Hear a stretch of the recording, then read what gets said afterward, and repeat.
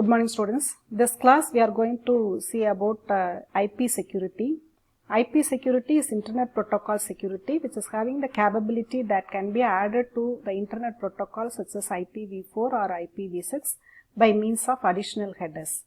And this is having three functional areas such as authentication, confidentiality, and key management by corresponding protocols such as authentication header, encapsulating security protocol, and OCLAY and Internet Security Association key management protocols. Those kind of protocols we are going to see later these slides.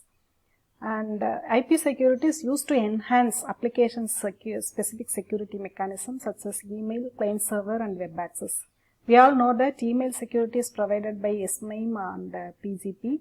Client server access is provided by Kerberos, and the security in web access is provided by Secure Socket Layer. Now, what is the role of IPsec? IPsec is having the security mechanism in IP level itself. So, whatever might be the kind of, whatever might be the type of application layer services, those kind of services will be done in the IP level itself. So, having a security in IP level will have transparency to the application layer protocols and users. So, that is the advantage of IPsec. And the application, IPsec applications are more in number. This provides capability to secure communication across local area network and across internet. Especially, it is used to give you a secure branch office connectivity over internet by building a virtual private network over internet. Especially during this lockdown kind of situation, a company server can be accessed by a remote client or employee by using a VPN. This is provided by IPsec services. And this is also used to give you secure remote access over internet and establishing intranet connectivity with partners, etc. So now you have exercise. You can find IPsec services which are available in your laptop or personal computer by pressing Window keys and R and typing services.msc, and you can find the descriptions of those IPsec services which are available in your machine. So what is the IPsec service implementation? So whenever you have IPsec service in your machine, your IP information is being secured by using IPsec header and secure IP layer. IPsec header is authentication header and secure IP layer is IP payload is encapsulating secure payload, ESP. One for authentication, next for confidentiality. And in this scenario, we have security services only in networking device, not in end user device. End user device will give you normal IP packet which will have original IP payload and header which is not being protected. Now the IPsec services which are installed in these networking devices will secure both header and IP payload, so that the internet will secure your IP information. IPsec architecture will talk about two protocols. One is authentication header protocol and encapsulating security protocol, security payload header protocol, ESP. And these two are implemented as extension headers that follow the main IP header. So along with the main IP header, we will have this extension header to provide security. And these are the type of services which are given by IPsec services. Authentication header will implement access control, data integrity, and user authentication and avoiding replay attacks. ESP will mainly focus on confidentiality and limited traffic flow confidentiality. ESP is having additional authentication service which will provide all kind of services. And IPsec is having two kind of modes, transport mode and tunnel mode. Both the AH and the ESP services will support these two types of modes. Transport mode provides protection only to upper layer protocols such as TCP or UDP. ESP in transport mode encrypts and optionally authenticates the IP payload but not the IP header. AH in transport mode authenticates IP payload and the selected portions of IP header. But in the case of tunnel mode, it provides protection to the entire IP packet. To achieve this, After the security fields of IP packet, the entire packet plus security fields is treated as payload for new outer IP packet with a new outer IP header. So what is the meaning of this? The original IP packet is being hidden in the tunnel. Tunnel is used to hide the original IP information which is being protected and it is being secured. And if IP header is secured, how the packet will be forwarded? For this reason, we have outer IP packet. So this outer IP packet will have information for routing. And this outer IP packet will normally have the IP addresses of gateways or networking devices or routers. Tunnel mode is used when one or both ends of security associations or security gateways such as firewall and router that implements IP security. So, security association means it provides details about the type of encryption algorithms, type of authentication algorithms and type of key management process to provide keys to those authentication and security mechanisms. So, these two different modes are having their own advantages and disadvantages. As I already told you that authentication header will not protect the header. Only the transport mode will not protect the header. Tunnel mode will protect the IP header. Since tunnel mode protects the IP header, we will not have any traffic analysis attack in the case of tunnel mode. But in the case of transport mode, IP header is not being protected, so that we will have chance for traffic analysis attack. That is the disadvantage of transport mode of security association. Authentication header is having number of fields. One is next header, which is identifying the next type of header following this particular header. Payload length is the length of authentication header. And security parameter index is used to identify security association. As I already told you that security association gives you the details of type of encryption algorithms, authentication mechanisms such as MAC or MD5, etc. Sequence number is used to give you the counter value. Sequence number is used to identify the type of number of packets so that we can avoid replay attacks. So the main purpose of sequence number is to avoid replay attacks. Authentication data is nothing but MAC or message authentication code or integrity check value calculated from MD5, SHA, etc. AH in two modes. This is the original IP packet, and identify these two packets whether which one is tunnel mode or AH mode. Tunnel mode or transport mode.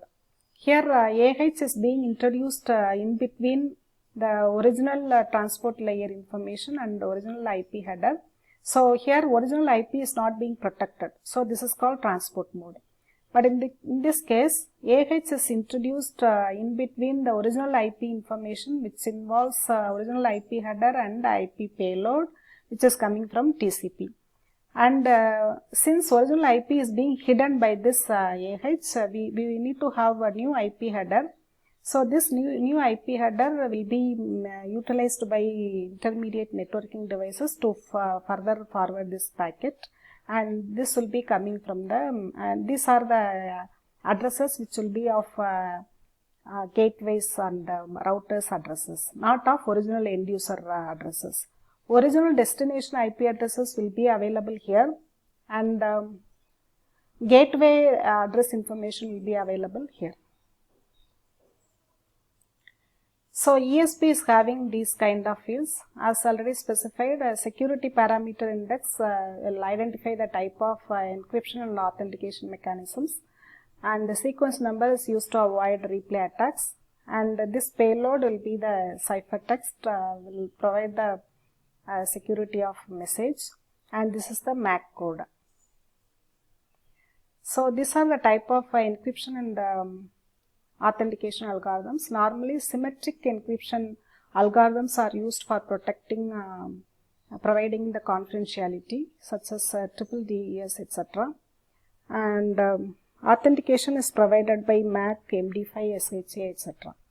So these are the two types of modes. In the case of transport mode security, the end user devices will have IPsec so that transport layer will be protected by IPsec service. But in the case of tunnel mode, the whole transport layer packet and IP header are protected by using VPN connectivity so that encrypted tunnels will carry the IP packet. So this is the transport mode and tunnel mode of ESP, encapsulating security payload, and this will have ESP header and ESP trailer and ESP authentication if you have a optional authentication service. So the original IP packet in the case of a transport mode, this is the transport mode representation of ESP. Here original transport layer packet is being encrypted by using the type of encryption which is available in ESP header. ESP header will give you the details about type of encryption algorithm and key value, etc. So here entire IP packet is being protected by ESP, so this is called a tunnel mode service. In the case of transport mode, there is the possibility of having traffic analysis since IP is not protected. But here in the case of tunnel mode, since original IP is protected, we will not have any traffic analysis. So that is the advantage of tunnel mode. Key management is provided by two kind of services. One is Oak-Lake Key Determination Protocol, another is Internet Security Association Key Management Protocol. Oak-Lake Key Management Protocol is based on Diffie-Hellman algorithm, but which is having additional added security feature. So this added security feature will avoid man-in-the-middle attack of Diffie-Hellman key exchange. We all know that secret key is being calculated in Diffie-Hellman exchange by having the public key of user B with the private value of user A, which is done at user A, and this is done at user B, and both are being the same secret key. So the advantage is secret key is easily calculated, and this is calculated whenever it is required. So there is no need to keep storage of those keys for future use. But and again there is no pre-existing infrastructure except the exchange of global parameters such as prime number and its primitive value. But the weakness is man-in-the-middle attack and clogging attack. We know what is man-in-the-middle attack. When both machines are not being authenticated, intruder will impersonate A and B and will capture the secret key information, public key information, and will have conversation between A and B without knowing the availability of intruder to A and B.